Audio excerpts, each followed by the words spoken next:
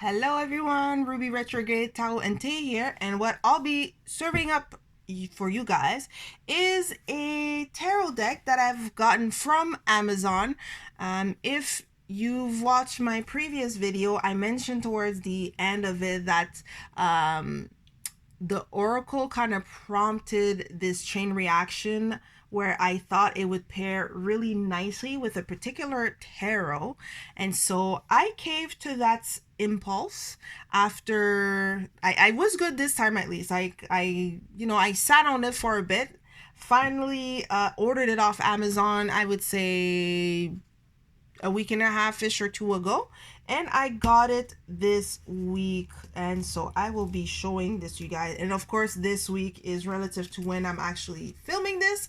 By the time this hits the channel and you get to watch it, it will definitely be longer than just the timeline that I told you guys. So let me just rip off the plastic right then and there. The deck that I am talking about, it is the Lover's Path Tarot by Kris Waldher. It's published by US Game. Now on Amazon, apparently there were two different versions of this deck. According to the commenters, there was one that apparently comes with some sort of a spread mat, and then a smaller one that just has the card. I think I selected the option with the spread. I am not too sure about it, however. Either way, if I end up not having the spread, it's not necessarily something that I'll be highly disappointed or that I absolutely need. But it wasn't the most clear to figure out what it is that I was getting. So anyway, so as you can see, this is kind of a, oh, okay. Well, I did not expect that. This is not actually a box. It's actually, there is a sleeve going on here. And as you can see here, it has a little bit of a, little selling point. Kris Waldher's lushly illustrated deck intertwines classic romantic archetype with insightful tarot interpretation.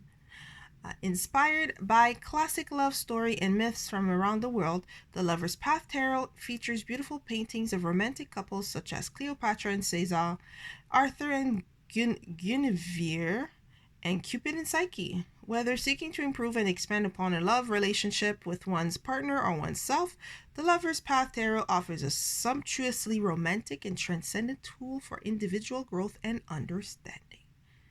And so here, it is 78 card deck. The cards seem to be a little bit larger than standard, so 3.5 inches by 4 3/4 inches. There is a custom spreadsheet, 18 by 20. So I guess I did get the one with the sheet and then the booklet. Okay, well, good on me. Now, again, apparently there is a sleeve, which I did not know about. Now, is it a bit of overkill to have a sleeve of pro sleeve? And this is not fun.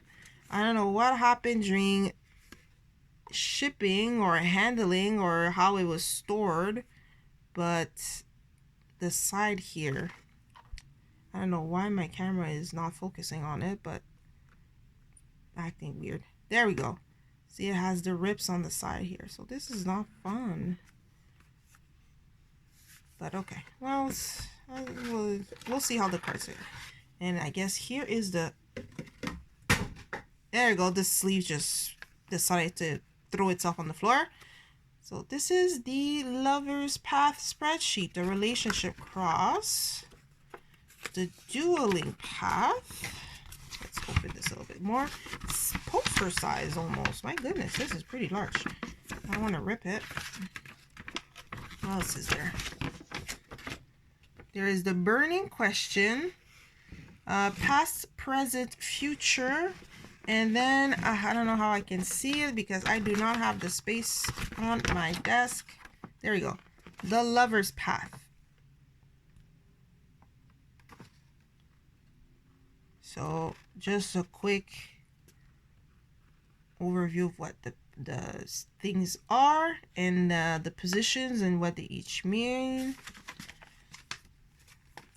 Now the question becomes with this poster, could this have been something that could this have been something that could be included in the booklet rather than separately in, you know, all this extra packages? Probably yes, but we will know, we will see and check. Maybe it was supposed to be an extra. So here, okay, the deck, and I mean, this, we have a little bit of a bio on the creator, Kris Waldher. Did I say Waldher like last time? If the, so sorry, I butchered Chris's name. So let's put that aside. As you can see, this is nearly oracle size. Now I do have an oracle kicking around. Actually, you know what? After I'm done doing the flip through, we can do a comparison with the Amor and Psyche oracle to see how they look. Is my hypothesis of pairing correct? So the card here is just a tuck box, so we have to be careful with those. Oh goodness, there's more shrink wrap. This is tiring. Let me just grab. There's a lot. And Kris Waldher, if you do not know, and I didn't know until I think I read it somewhere or someone said it, but she's also the creator of the Goddess Tarot, which I don't have, but I've heard a lot of people that like it. All right, so we are in. So I don't know if it's me, but if you've had a lot of game US game cards, it gives this smell that I find is pretty unique to US games. I don't know if it's just me, so let me know. Here's a little white book. Okay, the creator of Goddess Tarot. And actually, you know what, I'm curious to see. So we have the introduction, and it seems to go straight. There's a little bit about the art, which was inspired by her first visit to Italy in 1990. And so the structure, and yeah, it goes straight to the cards. And so that's probably, oh, no, wait, sorry. Let's go to the back. We have tarot spread. So how, and of course, how to use it. The relationship cross, which is one of the spread we saw on that big poster. And the lover's path, which is another of what we saw. So it had two. I think in the poster there were 4. So 2 of the 4 find their way in here. But okay. Still interesting. Now let's talk about the cardstock. I do like the back of these cards. It's very cute. The hearts with the wings and crown, very nice. And as you can see, because of the way that they've been designed, it is reversal friendly. It's really adorable, and it has this that burgundy back. It gives this this antique leathery, like either like old leather sofa or chair kind of impression for me, which I like. All right, and then we have a little calling card, and then another calling card that is talking about the creator again. And now finally we are getting into the good stuff, the flip through. So let me just set you guys up by getting a little bit closer, a little bit more personal with the cards. Seeing as it's a lover's path, let us be romantic and check them out. So here, first thing I notice, and I do remember from watching flip throughs of this deck, there are the cards are renamed. I don't remember if it's all of them, but I do know a good amount of them are renamed. And so what you see here is that there's the name of the couples for each of the cards. The cards are a little bit glossy. I mean, it's not. I'm trying to think. Are my other US games that glossy? I think they toned down a little bit on the gloss on their later decks, because I don't remember my US game deck being that glary. So I'm gonna try to angle them So here, for example, instead of the fool, we have innocence, and we have Yamino and Pamina.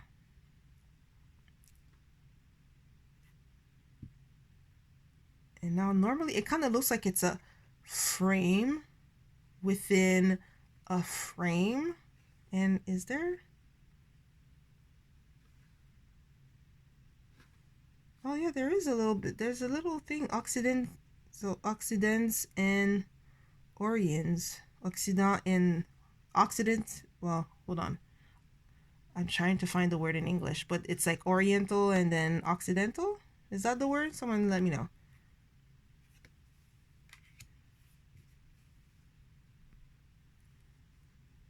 Here we have Merlin and Vivian for magic. Definitely famous magicians or magic wielders.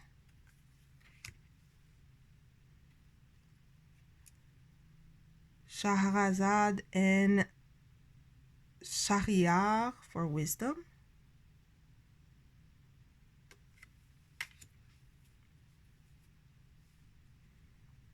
Cleopatra and Caesar for fertility.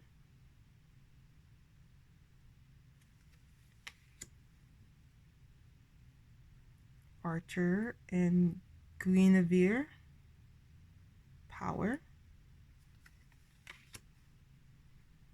Romeo and Juliet for tradition. Oh my goodness, that story. I have to confess, that story of Romeo and Juliet, when I learned about it in high school, I think this was the first book, or I think it's not a book, it's a play. So it's the first play I read where by the time we were done, going through it and studying about it, I disliked more Romeo and Juliet so much. I couldn't stand it. It was, and it's, and also I think that it was during that time where there were all these remake of Romeo and Juliet. Like there were so many movies. One with Leonardo DiCaprio. They had remade another one and kind of modernized it. I forgot which one it was. And by the end of it, I'm like, I am so done with this story. These people are dumb. I'm sorry. I know it's one of Shakespeare's most famous plays, but I just couldn't. I could not with them. Even as a teenager, where most people are like, oh my gosh, it's so sweet. I'm like, no, I can't. I was upset at them. I was so frustrated. But anyways, side note. Isis and Osiris for love. Very sweet.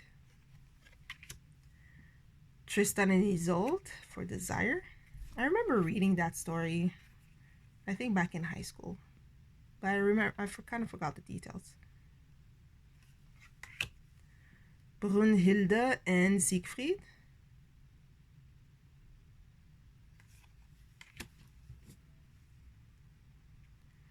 Abelard and Eloise for contemplation. So now we're at 9. So this would be the hermit here.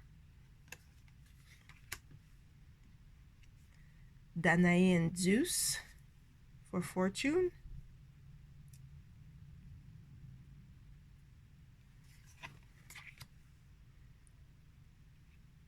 Penelope and Odysseus for justice.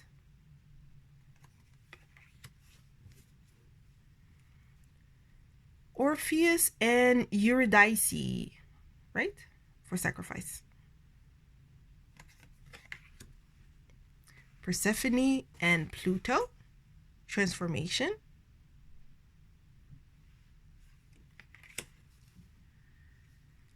Venus and Vulcan, balance. Paolo and Francesca, temptation. For the devil. I don't know them. I'm guessing their story has something to do with being tempted.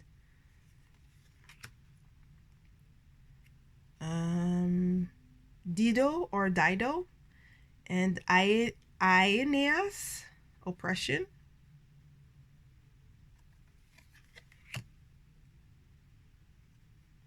Danae and Beatrice, grace.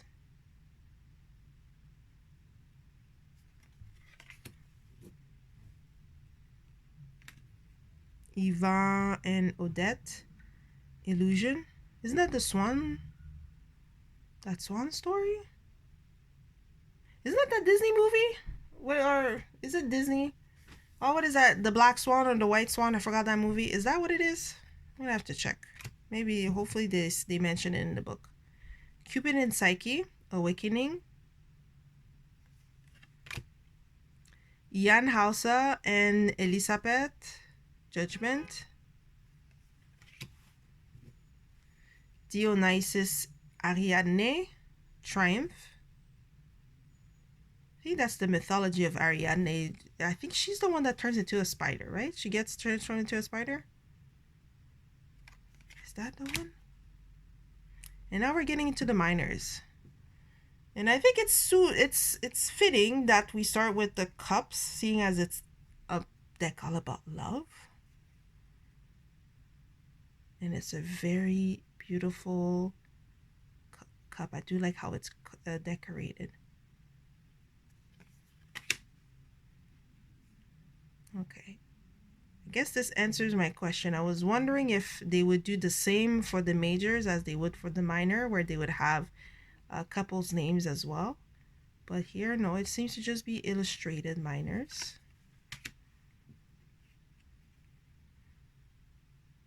It does save my voice from having to pronounce everybody's name.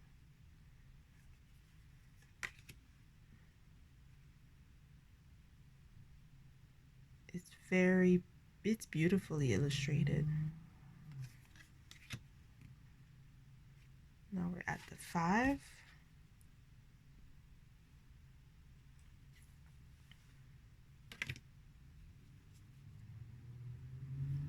Six of Cups.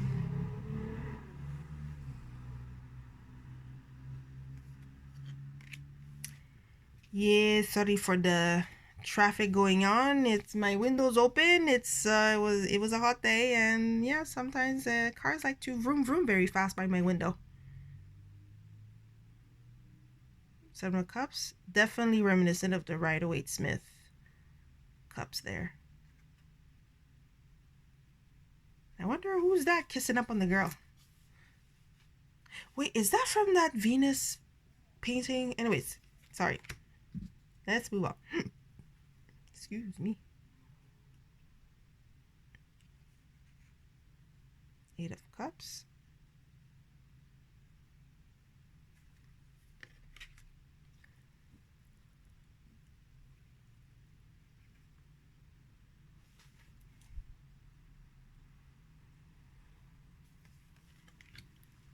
Oh, that's a pretty 10 of Cups card.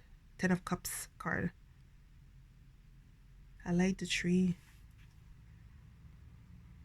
It looks like a sakura tree because of all like the I don't know if it's the leaves or the flowers that are this very soft pink.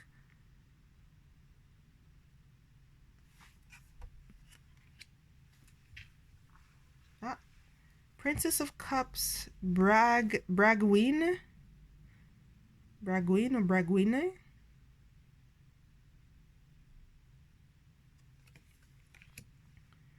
And then Tristan for the prince. Isolde for the Queen of Cups.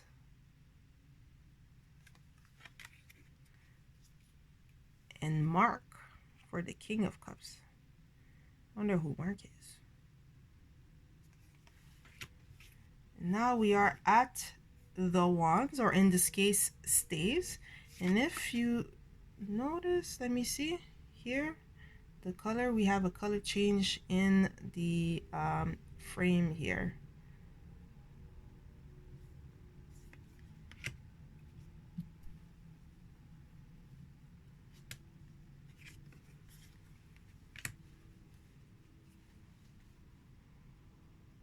Here's the 2.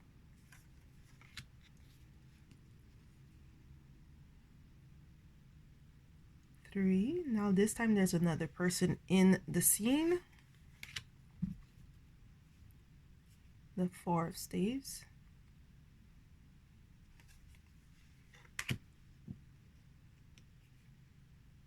5 of staves.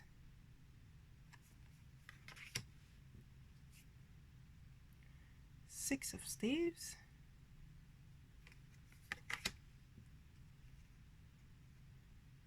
Seven of staves.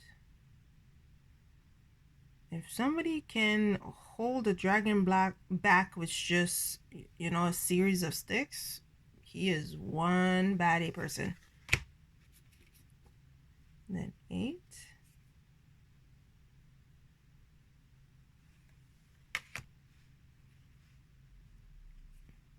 9.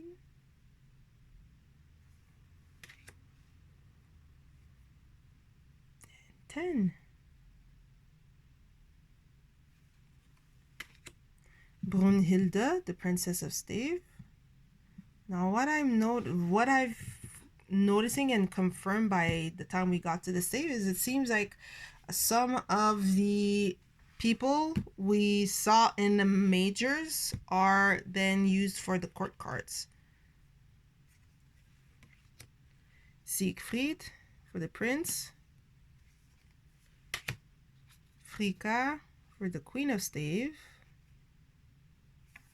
And then Wotan for the king of staves.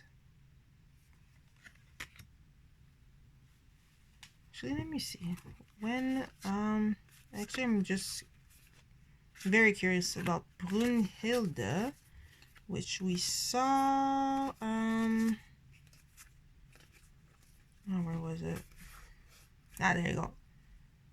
Oh yeah, and it does match. How fun! So we have Brunhilde and Siegfried, which figures on the strength card. And strength is associated with, you know, the zodiac sign Leo, fiery card, and the staves, aka the wands, also is the suit that can be represented with Leo. And so to use Brunhilde on a fiery card on another fiery card as the princess, definitely a nice touch, and I definitely would say a plus in attention to details. This is very nice. This is fun. It would definitely be fun to kind of you know, separate all the core cards and see where they were in the majors and see the association. So here's the arrow, a little love arrow, very pretty.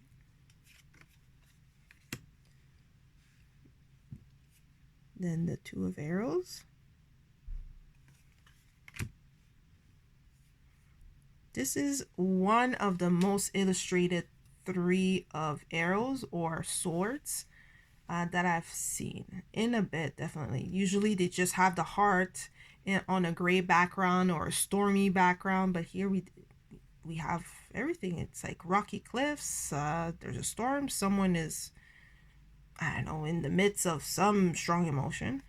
Very nice. The 4.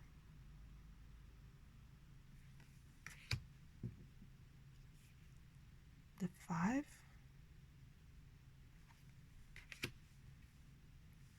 Six of arrows. And this one, the person is leaving by their own self, on their own. There's no rower to guide the boat. 7 of arrows.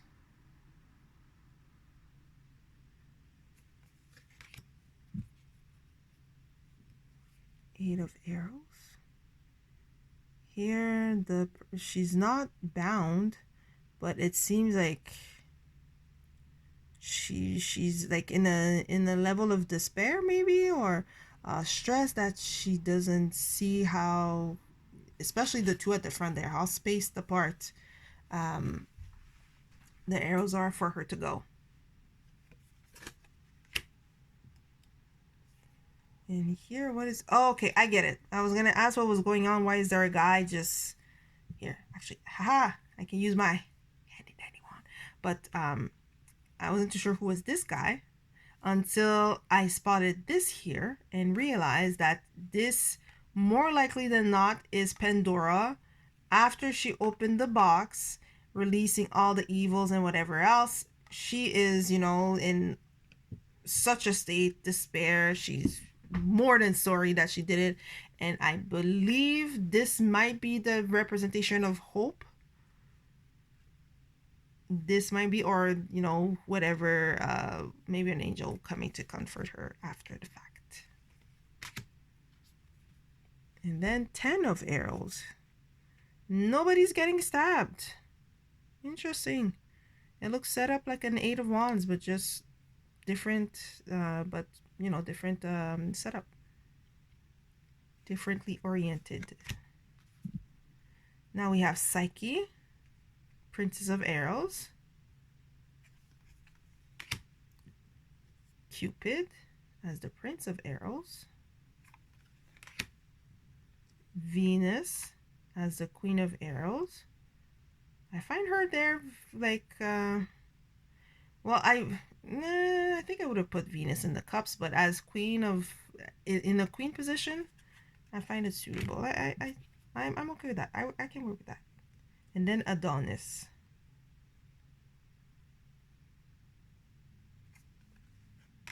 And now we are getting to the coins. Oh, what a pretty coin.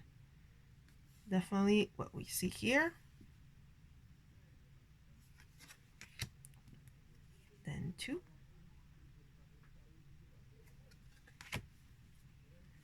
3.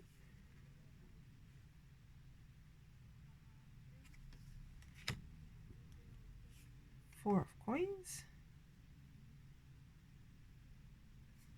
I kind of wonder what's going on over here. 5 of coins.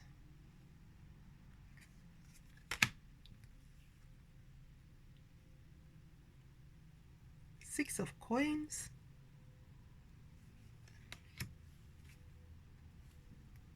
7.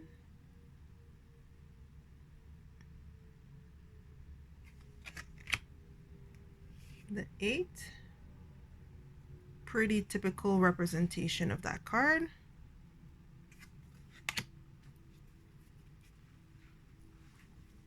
9.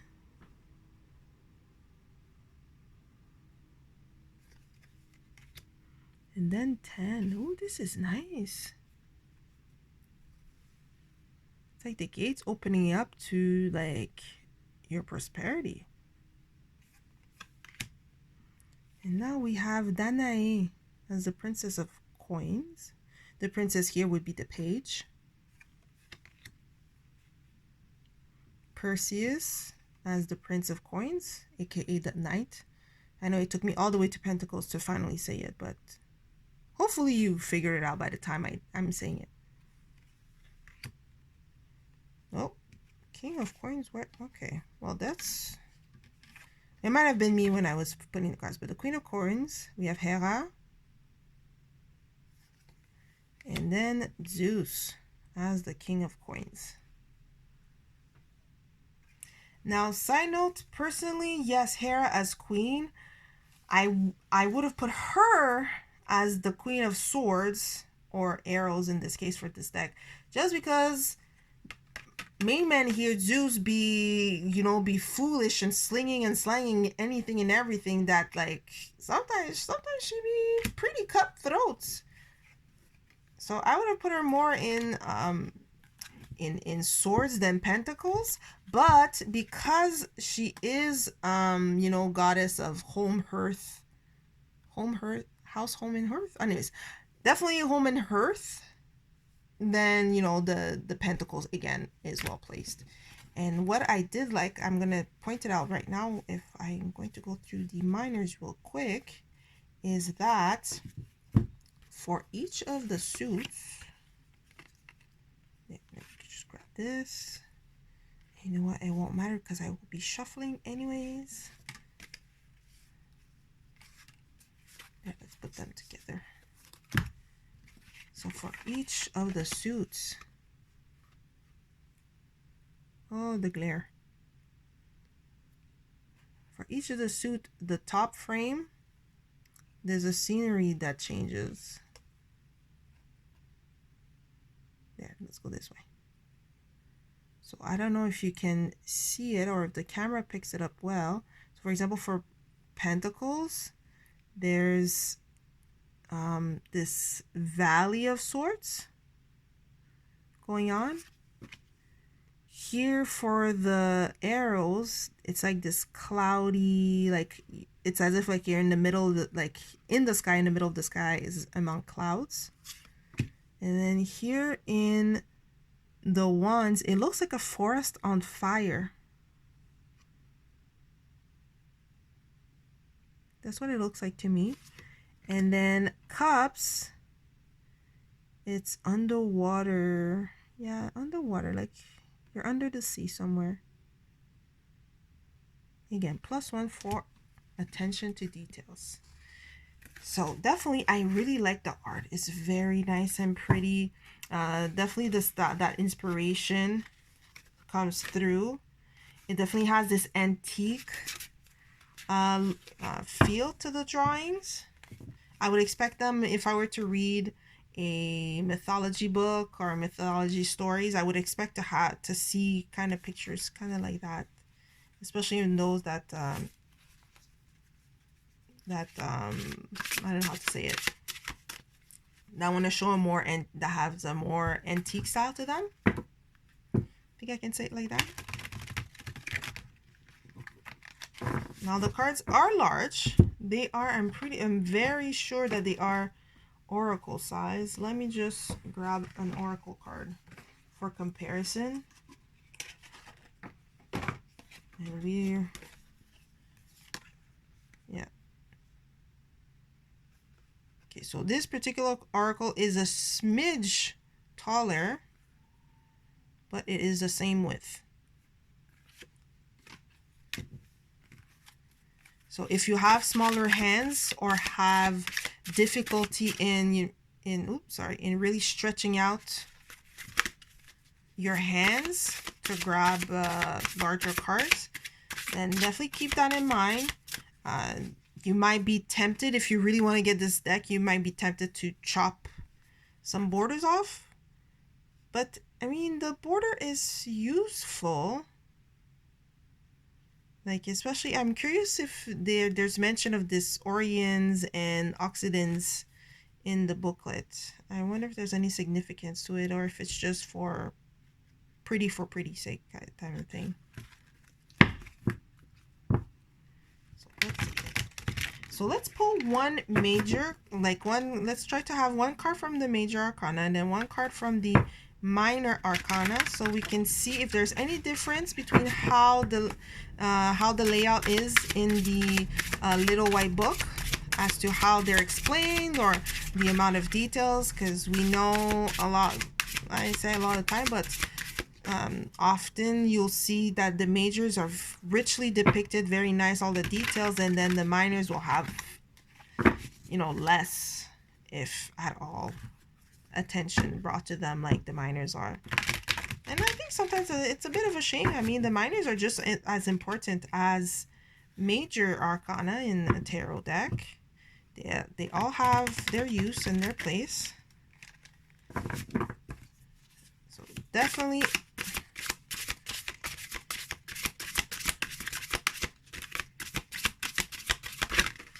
okay, let's take that one.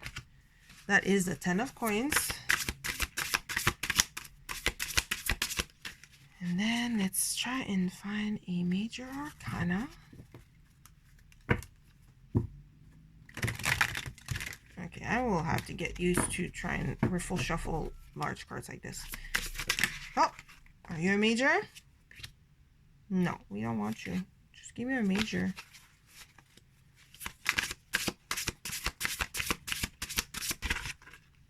Where are you? Nope.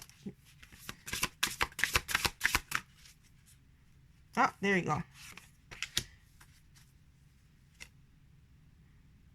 I could have done 17, but it's okay. We'll go with Tower, the dramatic one. And where is that book? Where did I do with it? Oh, there it is.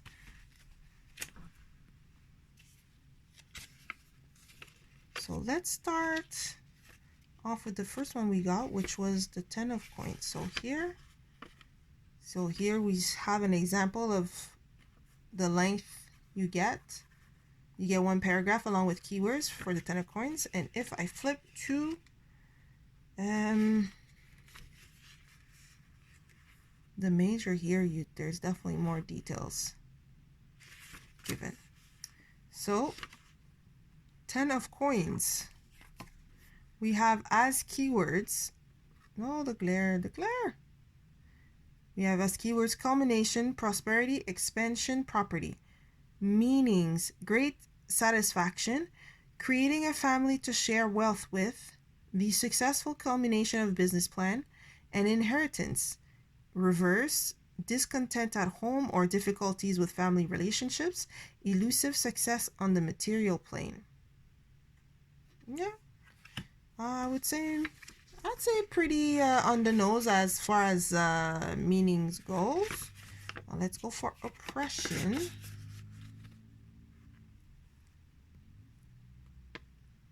Oppression, traditional card, the lover. So that's nice that they went and gave the OG name for the cards.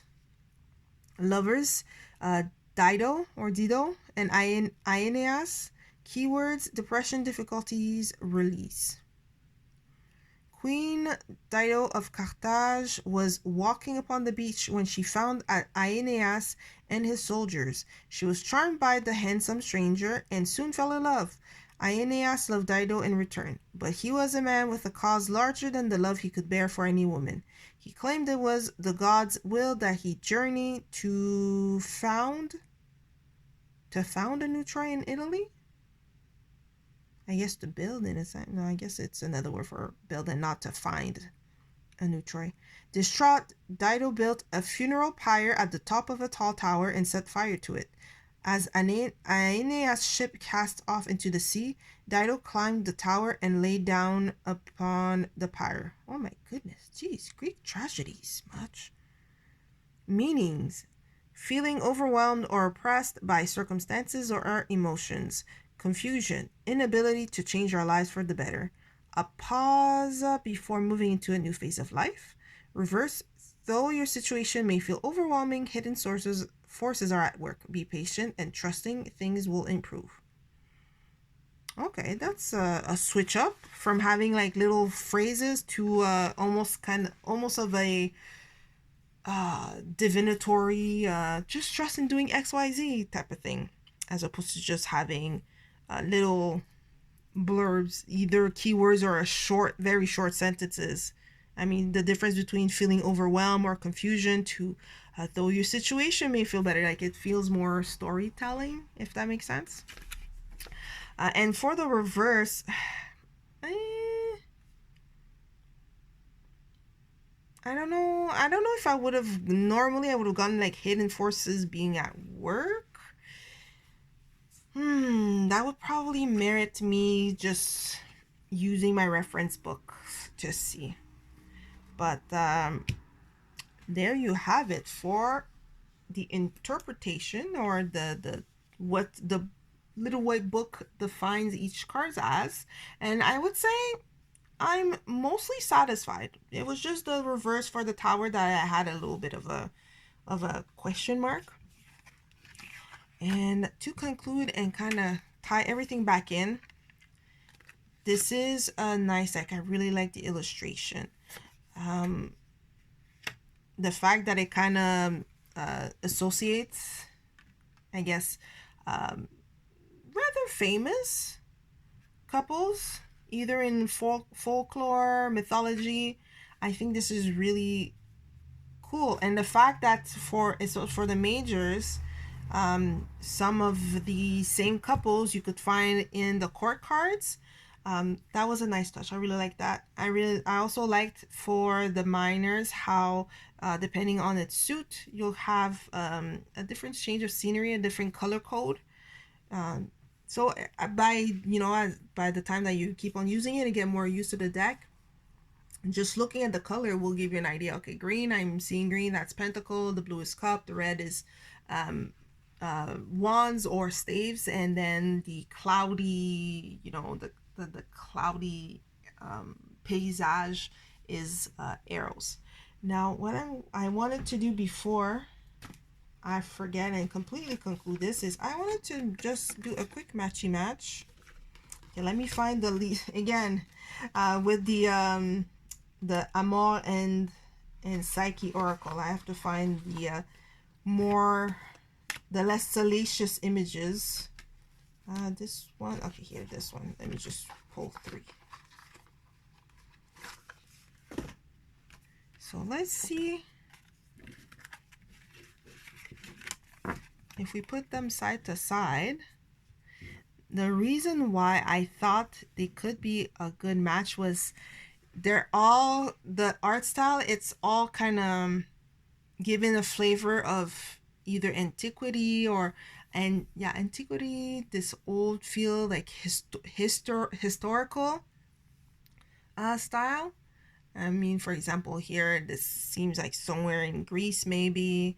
And then we have, I don't know if I have an example of something kind of Greek feeling there. Here, speaking of that tragedy, we have something like that, which I feel kind of would match. And then here, for example, let's say for full intimacy, and then you have the Lover's card. That I think it would really match really, really well.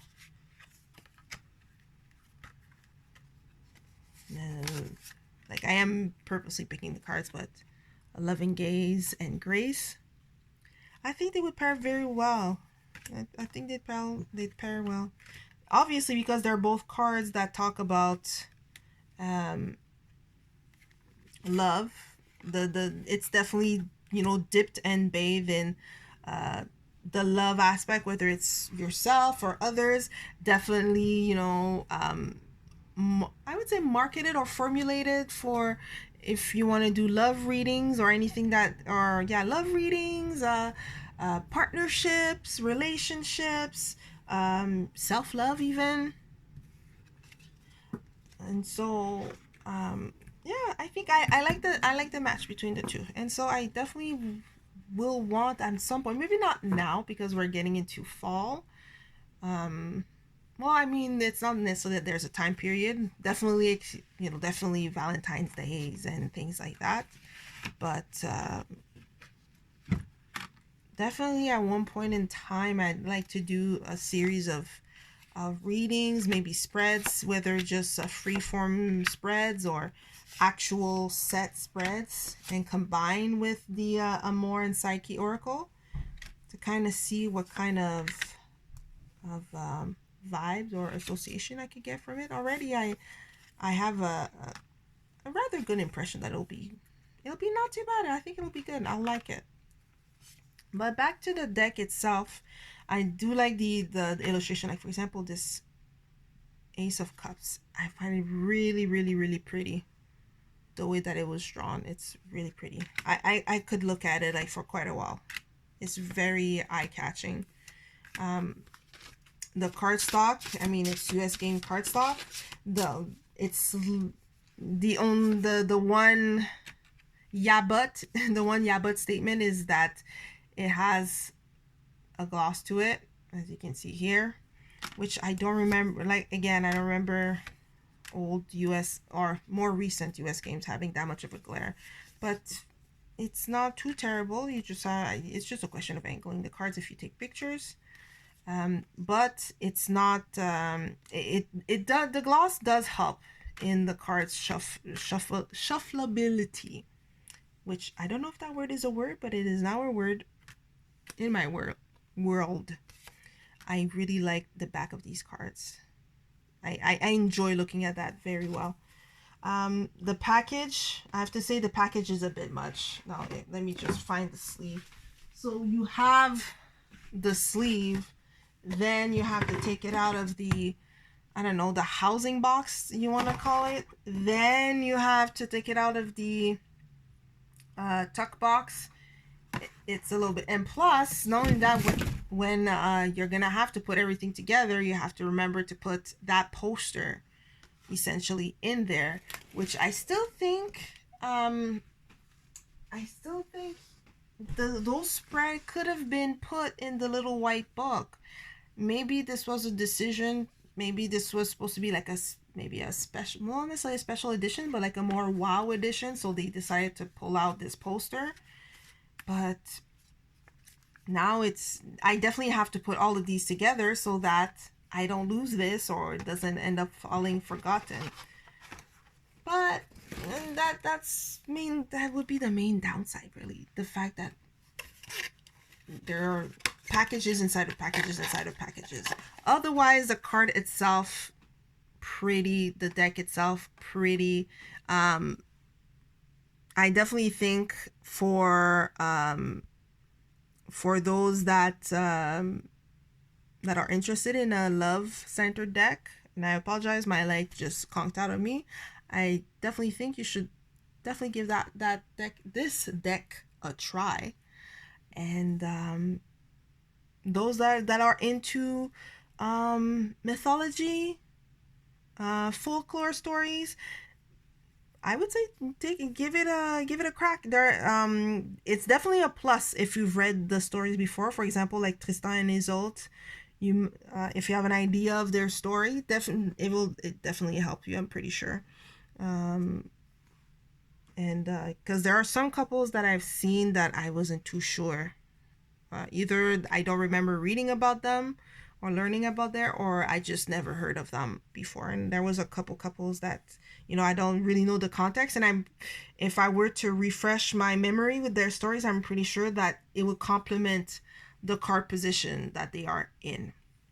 So with all that being said, let me know, what do you think of this deck? Do you like it? Would that be something that's your cup of tea? Something that seems to be strictly, it seems to be marketed definitely like love readings, relationship, and all that fun stuff that are around it? Or would you just say, hey, it's called Lover's Path Tarot, but I'm going to read it for whatever else I want? Or maybe you'll just be like, no, thank you, I don't want it. In any case, whatever it is, please let me know in the comment section down below, down there. Boop, boop. And thank you so much for spending the time with me to do this unboxing and flip through. Until next time, I'll tell you bye-bye. And until next time, see you later.